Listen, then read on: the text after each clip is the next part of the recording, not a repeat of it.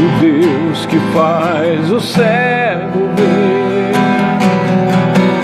está passando por aqui, está passando por aqui. O Deus que faz o surdo ouvir, silencia o medo em mim, silencia o medo em mim. Sim, eu creio em Ti, sim, eu creio em Ti, Deus do sobrenatural.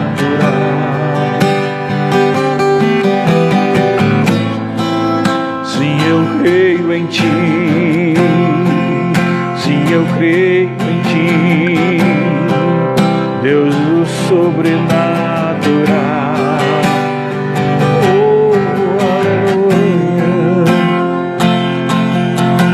Sobrenatural.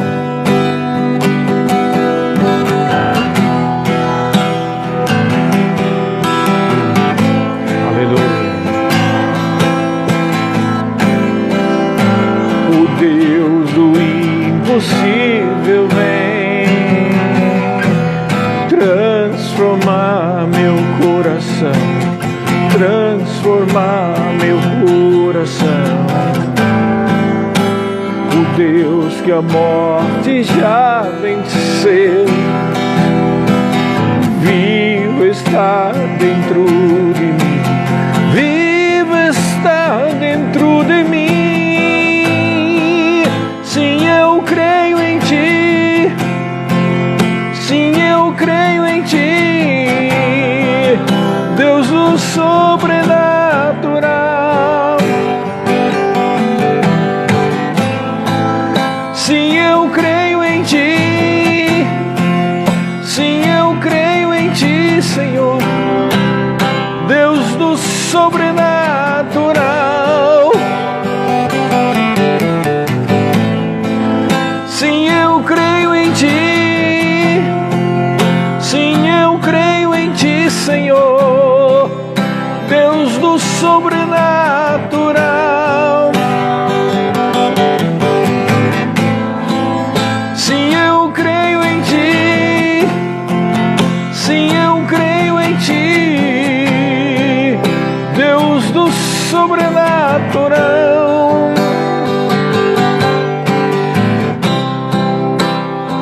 Aleluia.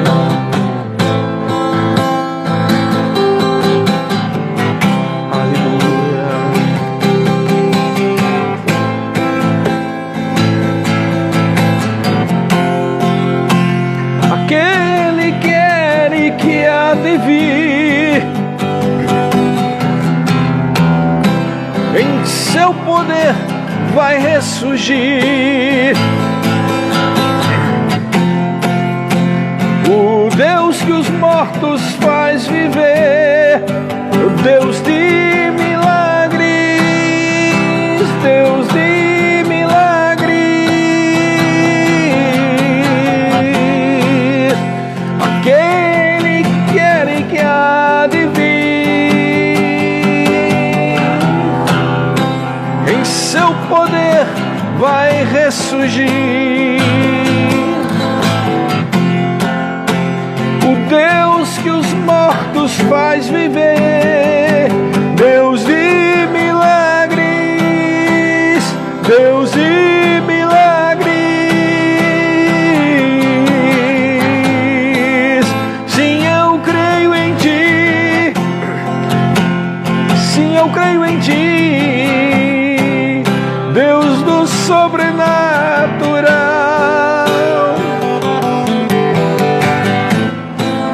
Sim, eu creio em Ti, sim, eu creio em Ti, Senhor, Deus do sobrenatural.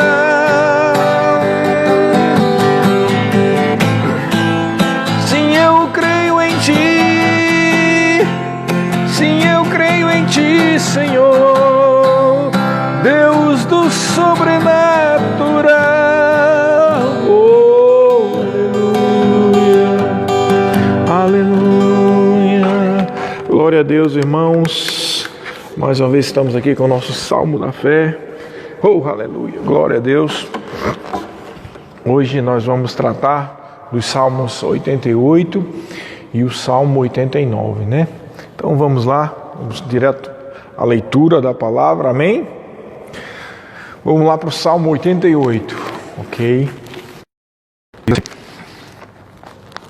Ó Senhor Deus da minha salvação, dia e noite clamo diante de Ti. Chegue à Tua presença a minha oração. Inclina os ouvidos ao meu clamor, pois a minha alma está farta de males e a minha vida já se abeira à morte. Sou contado com os que baixam a cova, sou como um homem sem força, atirado entre os mortos, como os feridos de morte que jazem na sepultura, dos quais já não te lembras, são desamparados de suas mãos. Puseste-me na mais profunda cova, nos lugares tenebrosos, nos abismos, e sobre mim pesa a tua ira. Tu me abates com todas as tuas ondas, apartaste de mim os meus conhecidos e me fizeste objeto de abominação para com eles. Estou preso e não vejo como sair. Os meus olhos desfalecem de aflição. Dia após dia eu venho clamando a Ti, Senhor, e Te levanto as minhas mãos, e a Ti levanto minhas mãos. Mostrarás Tu prodígios aos mortos, ou os finados Te levantarão para Te louvar? Será referida a Tua bondade na sepultura, a Tua fidelidade nos abismos? Acaso nas trevas se manifestam as Tuas maravilhas e a Tua justiça na terra do esquecimento? Mas eu, Senhor, clamo a Ti por socorro, e antemanhã já se antecipa diante de mim a minha oração. Porque rejeitas, Senhor, a minha alma e ocultas de mim o rosto?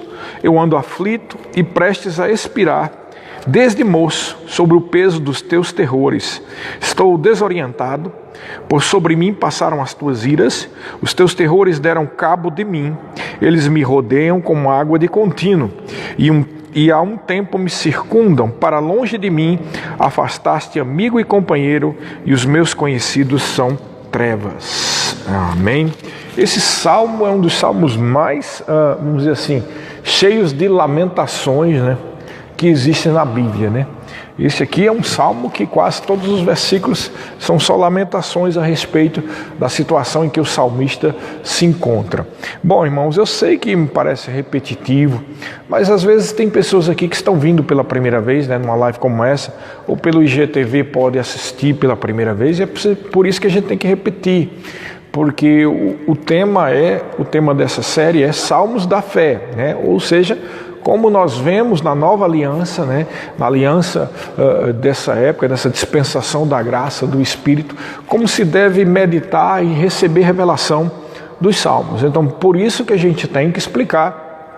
Eu expliquei já várias lives aqui, já passei explicando que a gente tem que entender o contexto, né? Quando foi escrito esse salmo.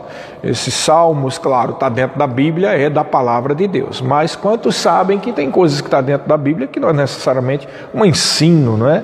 Nós vemos Satanás falando na Bíblia, isso não quer dizer que aquilo que Satanás diz seja um ensino para a gente, né? Nós vemos lamentações de pecadores, nós vemos tantas coisas, então não é tudo que está na Bíblia é Bíblia e o contexto todo é palavra de Deus, mas está inserido algumas coisas que são pecadores falando, demônios, e assim a gente entende todo o contexto da situação. Só estou citando isso para você entender que não estamos desprezando um salmo como esse de maneira nenhuma. É um salmo que teve a sua revelação no seu tempo, né? E era o tempo da velha aliança, o tempo em que eles não era habitação perene ou permanente do Espírito Santo, né?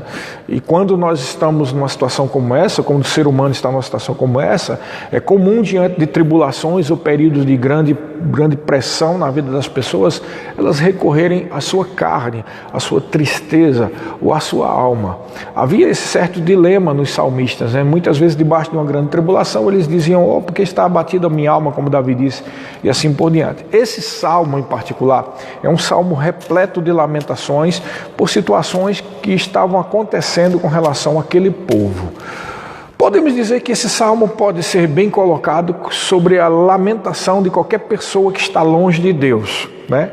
Então, se uma pessoa está longe de Deus, né, está desviado, então muitas coisas ruins acontecem na vida das pessoas, não como castigo de Deus, mas como a atuação direta do maligno, né? Porque o maligno, o ladrão vem para matar, roubar e destruir. Quando ele encontra uma casa varrida, né, ele vai lá para habitar naquela casa. Pessoas desviadas geralmente têm situações pioradas do que antes de se converter, por causa de coisas como essa. Então, podemos entender que isso seria também uma lamentação ou um reconhecimento de por que está longe de Deus, né? Poderia ter essa revelação. Mas o certo é que, especificamente, esse salmo, ele está tratando de uma situação difícil que ocorreu naquela época e que o salmista está se lamentando. Você veja, por exemplo, que ele diz que Deus colocou ele num terror, Deus colocou ele numa situação difícil, né? Ele diz assim, até os amigos, ando aflito, versículo 15, ando aflito e prestes a expirar desde moço, sob o peso dos teus terrores. Então, irmãos, para um pouco para pensar, você acredita realmente que Deus faria isso com alguém? Você acredita? A Bíblia deixa entender isso, principalmente no Novo Testamento, aí já completamente diferente, né? Porque no Novo Testamento é uma nova aliança, Jesus pagou o preço pelo nosso pecado, nós somos feitos filhos de Deus, nós somos feitos justiça de Deus, nós somos feitos novas criaturas, o Espírito Santo de Deus habita dentro de nós, agora no nosso espírito há o fruto do Espírito do homem recriado, como diz Gálatas capítulo 5, então com certeza, irmãos, essa colocação não pode ser a mesma para os dias de hoje, né? Pastor, está dizendo que esse salmo não deve ser recebido? Não, eu não estou dizendo isso. Você tem, como a gente sempre diz, preste atenção, tudo que está no Velho Testamento você precisa entender que ele aponta para realidades que só se cumpriram no Novo Testamento, amém? Aponta para realidades. Outra forma da gente ver isso também são os ditames que foram colocados na lei de Moisés, né? Lei que tem a ver com o povo judeu e não conosco, e nem por isso a gente não rejeita. É claro que é a palavra de Deus, mas teve o seu tempo. Nós não temos que praticar a lei, embora a lei esteja descrita na Bíblia, amém? Então não temos que praticar a lei, porque a nossa lei é a lei do amor, é a lei maior, é uma aliança superior baseada em superiores promessas. Nós não temos que praticar aquelas promessas da velha aliança, não é verdade? Com aqueles, inclusive, sacrifícios de animais e coisas como essa, e tantas outras que não cabe aqui o espaço da gente explicar tudo ali sobre os aspectos da lei, a lei cerimonial, a lei moral, etc, etc, que é um estudo para um outro dia. Mas o que eu estou querendo trazer para você é que de maneira nenhuma é errado você entender que um salmo como esse tem que ser visto segundo o contexto da velha aliança, porque não é assim que Deus trata os seus filhos, aqueles que nasceram de novo e que hoje são seus filhos. Amém, queridos? Deus não está longe. Aqui, por exemplo, ele diz assim, olha só, versículo 13, mas eu, Senhor, clamo a Ti por socorro, e antemanhã já se antecipa diante de Ti a minha oração. Aí o que ele diz no 14, por que rejeitas, Senhor, a minha alma e ocultas de mim o rosto? Irmãos, nos dias de hoje, isso aqui só é verdade para aquele que está desviado, porque Deus não ouve a oração de pecadores. Amém? Mas para você, toda oração Deus está ouvindo, irmãos. Deus está ouvindo a sua oração. O que está acontecendo aqui é que eles, como não eram habitação do Espírito de Deus, e com certeza é possível, eu não fiz um estudo histórico sobre esse salmo, mas é possível que seja durante aqueles períodos em que Israel estava debaixo de juízo de Deus. Então muitas vezes as pessoas sofrem consequências por causa dos outros, por causa dos erros dos seus líderes, no caso aqui em especial de Israel, bem possível que seja por causa de um dos tempos em que Israel estava debaixo de juízo. Então todo aquele terror, aquela tribulação vinha sobre Israel porque eles se afastavam do Deus vivo e vinha como consequência sobre todos. Então não cabe uma expressão como essa, Senhor, porque Tu rejeitas a minha oração. Nos dias de hoje, na nova aliança, não cabe. Amém? Então é isso que você precisa entender. Veja o perigo de alguém que não entende isso que nós estamos colocando aqui e lê um salmo como esse. Se a pessoa estiver debaixo de uma grande tribulação, de uma dificuldade na vida, vai ficar chorando o tempo todo. Sou eu mesmo, é desse jeito, eu não sei, parece que Deus me rejeitou. Então ele vai ter uma concepção totalmente errada sobre o caráter de Deus. Deus é bom, Deus ama e Deus cuida, irmãos. santos, amém? Temos que ter muito cuidado. Eu já vi, me lembrei agora, na verdade é interessante, o Espírito Santo deve ter me lembrado isso. Me lembro de uma certa pessoa que eu conheci há algum tempo atrás,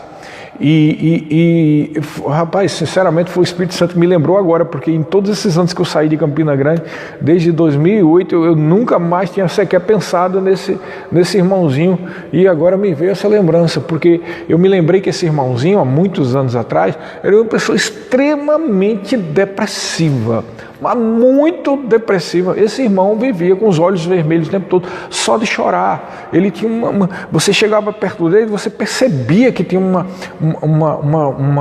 vamos dizer assim, uma opressão maligna sobre aquele rapaz, né? Eu não pude o ajudar muito, porque eu não tinha conhecimento dessa palavra que eu tenho hoje. Isso já faz lá, isso foi antes de 90 e pouco, talvez 95 por aí, 96, e que eu conheci esse rapaz, e eu me lembro que ele estava debaixo de uma opressão, na verdade, muito grande. E ele chegou para mim uma vez e disse assim: olha só, por aí você entende como ele era. Ele disse: para mim, eu não consigo ler outro livro na Bíblia, eu só gosto de Eclesiastes e de Salmos. Aí eu fui analisar, fui ver que em Eclesiastes tinha aquela parte que era muito o pessimismo de Salomão, e porque ele às vezes pegava um salmo como esse só para estar ali, se remoendo nos seus próprios sentimentos, nas suas próprias tristezas. Eu sou assim, essa é a minha vida, Deus se esqueceu de mim. E ele de vez em quando levantava uns questionamentos como esse. Então eu vejo que às vezes as pessoas precisam entender que coisas da nova aliança, elas não podem ser vividas no dia de hoje, irmãos. Você tem que entender que são aspectos revelacionais, são tipos, né, que têm a sua concretização no Novo Testamento. Tem momentos no Velho Testamento onde coisas acontecem, ou são expressões da alma e da tristeza de algumas pessoas, que de maneira nenhuma tem que ser visto da mesma forma no Novo Testamento. Então até alguns pregadores erram em pregar dessa forma, utilizam o Velho Testamento, segundo o contexto do Velho Testamento, para pregar uma mensagem totalmente emotiva e não, na verdade, debaixo da inspiração do Espírito Santo de Deus, amém? Temos que ter muito cuidado com isso, amém? Então vamos logo para o Salmo 89, que é um salmo bem grande. Nós vamos meditar nele. É um salmo de 52 versículos, ok? Vamos lá, Salmo 89, versículo 1: Cantarei para sempre as tuas misericórdias, ó Senhor, os meus lábios proclamarão a todas as gerações a tua fidelidade. Veja como é um salmo totalmente diferente, né? Versículo 2: Pois disse eu, a benignidade está fundada para sempre, a tua fidelidade tu a confirmarás nos céus, dizendo: fiz aliança com o meu escolhido e jurei a Davi meu servo. Para sempre estabelecerei a tua posteridade e firmarei o teu trono de geração em geração. Celebram os céus as tuas maravilhas, ó Senhor, e na Assembleia dos Santos a tua fidelidade. Eu vou parando um pouco, porque como temos 52 versículos, né, a gente vai tratando logo eles de primeira, assim. Veja como esse salmo ele já tem uma característica totalmente diferente. É um salmo onde está repleto de louvor e de celebração. E muito importante, uma das coisas que é fundamental nesse salmo é que ele lembra a aliança que fez com Davi. E Davi é um tipo de quê? De Jesus, né? Então é muito interessante, porque as promessas feitas a Davi são as promessas feitas a Jesus, e Jesus é o nosso Senhor. Então muito das promessas que foram feitas a Davi tem uma conotação especificamente ao povo de Israel, mas também tem uma conotação ligada à igreja do Deus vivo, ok? Então no versículo 6 diz o seguinte: pois quem nos céus é comparável ao Senhor? Entre os seres celestiais, quem é semelhante ao Senhor? Deus é sobremodo tremendo na Assembleia dos Santos e temível sobre todos os que rodeiam. Ó Senhor, Deus dos exércitos, quem é poderoso como tu és, Senhor? Com a tua fidelidade ao redor de ti. Dominas a fúria do mar, quando as suas ondas se levantam, tu as amainas. Calcaste a Raabe como um ferido de morte, como o teu poderoso braço dispersaste os teus inimigos. Teus são os céus, tu é a terra, o mundo e a plenitude, tu os fundaste. O norte e o sul tu os criaste, o Tabor e o Hermon exultam em teu nome. O teu braço é armado de poder, forte é a tua mão e elevada a tua destra. Justiça e direito são fundamentos do teu trono. Graça e verdade te procedem. Aleluia. Justiça e direito é o fundamento do trono de Deus. Graça e verdade te procedem. Essas são expressões de louvor e de reconhecimento como Deus é, os seus poderosos feitos, né? Muito de louvor aqui, os seus poderosos feitos, o que Ele fez, o que Ele tem feito, toda a justiça vem dEle, toda a graça vem dEle. Esse salmo é um salmo que levanta a gente, né? Porque essa é uma expressão de louvor diante do Deus Todo-Poderoso. Versículo 15, bem-aventurado o povo que conhece os vivas de júbilo e que anda, ó Senhor, na luz da tua presença. Esse versículo é maravilhoso, né? Bem-aventurado o povo que conhece os vivas de júbilo. A gente fala muito nas nossas pregações, né, no nosso ministério, sobre a importância da alegria, irmãos, sobre a importância de um coração grato, sobre a importância de render graças a Deus, sobre a importância de oração, de ações de graça, sobre a importância de a alegria do Senhor é a nossa força. Ele diz aqui que esse povo é mais que feliz, o que conhece os vivas de júbilo. Os vivas de júbilo. Júbilo pelo quê? Por aquilo que Deus tem feito, por aquilo que está na palavra, pelo que Deus é, pelo que Ele faz, pelo poder do Espírito Santo, por aquilo que nós somos em Cristo, pelas realidades da nova criação, pela aliança que nós temos com Ele. Oh sim, bem-aventurados somos nós, porque conhecemos esses vivas de júbilo. Amém, queridos? E que anda, ó Senhor, na luz da Tua presença. A luz da presença de Deus, irmãos, é interessante isso, né? O que é a presença de Deus? É a glória. A presença de Deus é a glória, irmãos. Moisés fitou a glória do Deus Todo-Poderoso, de maneira que ele ficou totalmente luminoso, ele tinha que botar um véu. Mas uma graça e um poder maior está reservado para nós, uma glória maior, um poder maior está sobre nós, irmãos. E esse poder é revelado na presença do Deus Todo-Poderoso. Mas a presença do Deus Todo-Poderoso não é só um momento, é também, mas não é só um momento em que você está em comunhão, em adoração diante do Senhor. Mas até mesmo quando você pega para a palavra dele, como nós estamos fazendo aqui, a manifestação da glória de Deus, porque a palavra de Deus manifesta a expressão exata do seu ser. Eu sei que você deve estar pensando, esse versículo aí fala de Jesus. E quem é Jesus? Jesus não é a palavra? Ele é a expressão exata do ser de Deus. A palavra é a expressão exata do ser de Deus. A presença do Senhor ilumina e traz esclarecimento. Lá na frente, quando nós tratarmos do Salmo 119, você vai ver que no Salmo 19 diz que a exposição das tuas palavras esclarece, ela dá juízo aos simples. Então a manifestação de Deus também está na sua própria palavra. Versículo 16, em teu nome de contínuo se alegra e na tua justiça se exalta. Versículo 17, porquanto tu és a glória de sua força, no teu favor avulta o nosso poder. Está falando aqui da glória que habita em nós. Versículo 18, pois ao Senhor pertence o nosso escudo e ao Santo de Israel o nosso rei. 19, outrora falaste em visão aos teus santos e disseste, a um herói concedi o poder de socorrer no meio do teu povo. Presta atenção aqui, veja aqui de quem é que ele está tratando. A um herói eu concedi o poder de socorrer do meio do povo. Exaltei um escolhido. E ele diz no 20, encontrei Davi, meu servo, com o teu santo óleo ungi. Claro que ele fez isso com Davi, mas Davi é um tipo também de Jesus, um herói que socorre no meio do povo. Deus encontrou Jesus como aquele que foi o herói, o nosso herói, que nos salvou da morte, nos salvou do preço do pecado, nos redimiu, nos deu vida em abundância, nos deu acesso à presença de Deus, retirou a parede que separava, cortou de cima a baixo, rasgou de cima a baixo o véu que separava a Santíssima amantíssima presença de Deus e Ele é o nosso socorro. Lá em Hebreus diz que nós podemos alcançar o trono da graça para alcançar socorro em ocasião oportuna. Isso graças ao nosso herói, a Jesus, que foi a revelação e a manifestação disso aqui que ele falou a respeito de Davi. Amém? E diz mais, olha o versículo 21. A minha mão será firme com ele. O meu braço o fortalecerá. O inimigo jamais o surpreenderá, nem o há de afligir o filho da perversidade. Quem é o filho da perversidade? Satanás. Tá, agora trazendo toda essa revelação aqui para nós. O que significa?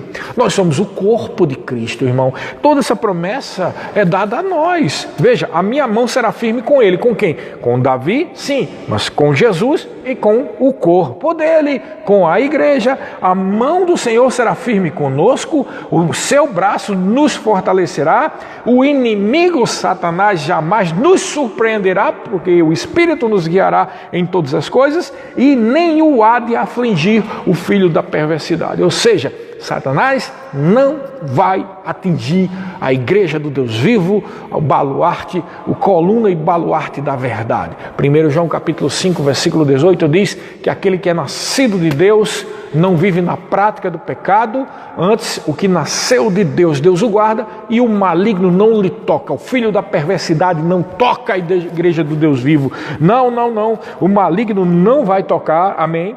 E diz mais, o versículo 23, esmagarei diante dele os seus adversários e os ferirei, e ferirei os que o odeiam. Claro que isso aqui está falando claramente sobre os demônios, né? Versículo 24, a minha fidelidade e a minha bondade o hão de acompanhar, e em meu nome crescerá o seu poder. Quando você vê aqui fidelidade e bondade não acompanhará ele, você lembra de quê? Do Salmo 23, lembra do final do Salmo 23? O Salmo 23, de lá no finalzinho, presta atenção. Você veja que tem tudo a ver com isso aqui. Salmo 23 diz, bondade e misericórdia certamente me seguirão todos os dias da minha vida e habitarei na casa do Senhor para todo o sempre. Amém?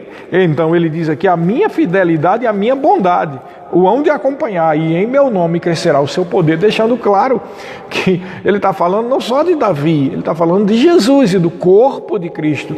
Nós que somos irmãos do nosso irmão mais velho, que é o Senhor Jesus Cristo, né? E diz mais aqui, versículo 25, porei a sua mão sobre o mar e a sua direita sobre os rios. Ele me invocará dizendo, tu és o meu Pai. Somos nós, irmão. Somos nós. Deus é o nosso Pai. Meu Deus e a rocha da minha salvação. Isso aqui é quase o Salmo 91, né? Versículo 27. Falo-ei por isso meu primogênito. Olha só. A Bíblia diz que Jesus é o primogênito. Ele não só era, ele era o unigênito. Depois, quando ele ressuscitou, ele se tornou o primogênito de muitos irmãos. Amém? O mais elevado entre os reis da terra. Qual é o nome de Jesus? Rei dos reis. Ele é o mais elevado dentre os reis da terra. 28. Conservar-lhe-ei para sempre a minha graça e firme com ele a minha aliança. Farei durar para sempre a sua descendência. Você está vendo que isso é claramente uma revelação para Jesus e por extensão, porque nós somos o corpo de Cristo para nós. E o seu trono como os dias dos céus, ou seja, um trono eterno. Versículo 30. Se os seus filhos desprezarem a minha lei e não andarem nos meus juízos, se violarem os meus preceitos e não guardarem os meus mandamentos, então punirei com vara as suas transgressões e com açoites a sua iniquidade. Mas jamais retirarei dele a minha bondade, nem desmentirei a minha fidelidade. Não violarei a minha aliança, nem modificarei o que os meus lábios proferiram. Ele está dizendo que o que ele diz é o que ele cumpre. Amém, irmãos? A gente sempre diz, olha, Deus é soberano, maravilha, Ele pode todas as coisas e Ele realmente tem poder para fazer qualquer coisa, até mesmo desfazer tudo que Ele já fez como o universo. Mas Ele não vai fazer isso, Ele não vai mentir. Algumas pessoas dizem mentir, mas se esquece que quando Ele desfaz o que Ele mesmo falou, é uma mentira. É ou não é? Se Ele disser algo e desfizer e fizer contrário ao que Ele disse, isso é uma mentira. Mas Deus não é assim. Deus não mente, Deus não muda a sua palavra, Deus é um continua sendo o mesmo. Então Deus pode todas as coisas, Ele só não pode uma coisa. O qual é? Ir de encontro à sua própria palavra. Quando Ele diz o que Ele faz, Ele não vai fazer o contrário, senão Ele não seria Deus. Amém, irmãos? Então tem algumas pessoas que pegam promessas que Deus diz claramente que vai cumprir, quando as coisas não acontecem, dizem a soberana vontade de Deus. Isso é uma heresia, irmão. Isso é um erro tremendo. Deus continua sendo bom. Mas pastor, por que não aconteceu? Não sei, pode ser vários motivos, tá?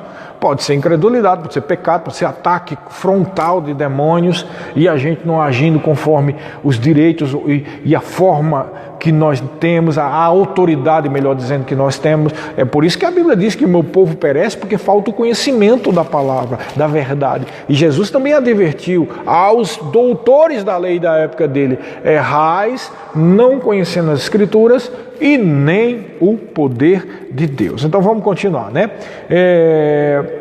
Versículo 35. Uma vez jurei por minha santidade, e eu serei falso a Davi. Veja como ele questiona aqui.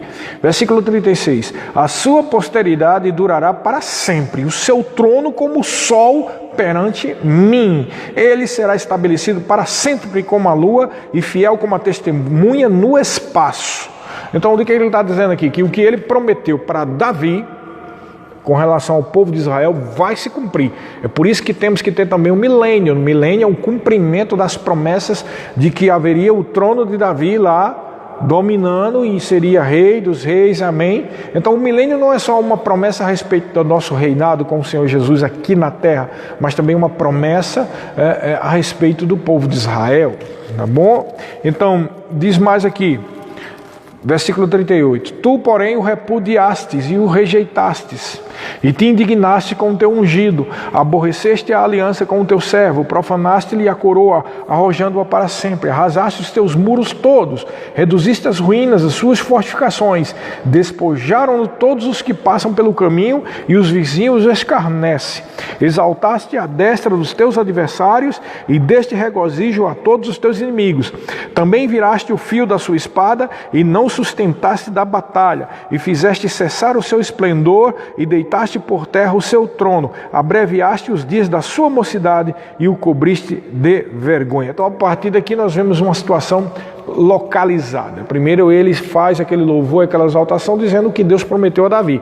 Mas nós sabemos pela história de Israel que o povo de Israel se afastou, né, dos caminhos do Senhor, e coisas ruins aconteceram com aqueles reinados que vieram depois de Davi, né? Então ele diz no 46: até quando, Senhor, esconder-te-ás para sempre? Arderá a tua ira como um fogo? Lembra-te de como é breve a minha existência, pois criaria em vão todos os filhos dos homens.